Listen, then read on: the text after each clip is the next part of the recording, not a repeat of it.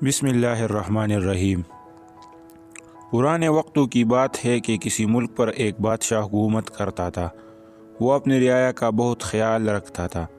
ایک دن گاؤں سے گزرتے ہوئے اس نے کسان کو کام کرتے ہوئے دیکھا۔ اس نے اس کسان سے پوچھا، تم اس کھیت سے کتنے کما لیتا ہو؟ کسان نے جواب دیا، 4 آنے کما لیتا ہوں۔ 4 آنے میں کس طرح گزر بسر کرتے ہو؟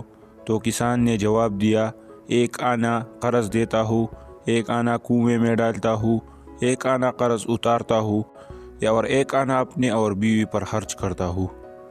بادشاہ نے بڑی حیرانی سے پوچھا، یہ قرض دینا اور اتارنا اور کنویں میں ڈالنے کا مطلب کیا ہے؟ کسان بڑی دانائی سے جواب دیتا ہے، 1 آنا قرض اتارنے کا مطلب اپنے والدین پر خرچ کرتا ہوں، 1 آنا قرض دینے کا مطلب اپنی اولاد پر خرچ کرتا ہوں، اور کنویں میں ڈالنے سے مراد اللہ کی راہ میں خرچ کرتا ہوں۔ بادشاہ کسان کی دانائی پر بہت خوش ہوا اور اس نے کسان سے کہا، جب تک میرا چہرہ 100 بار نہ دیکھ لو کسی کو اس بات کا راز نہ بتانا۔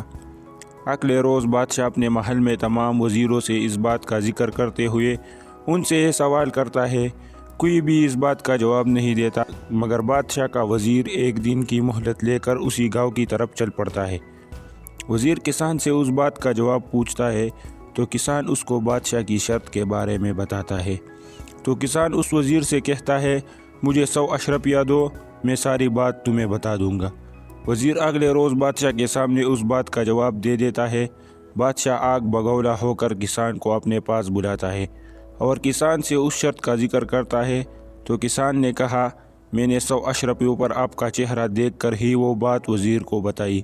محل میں بیٹھے سارے وزیر کسان کی دانائی پر دنگ رہ گئے۔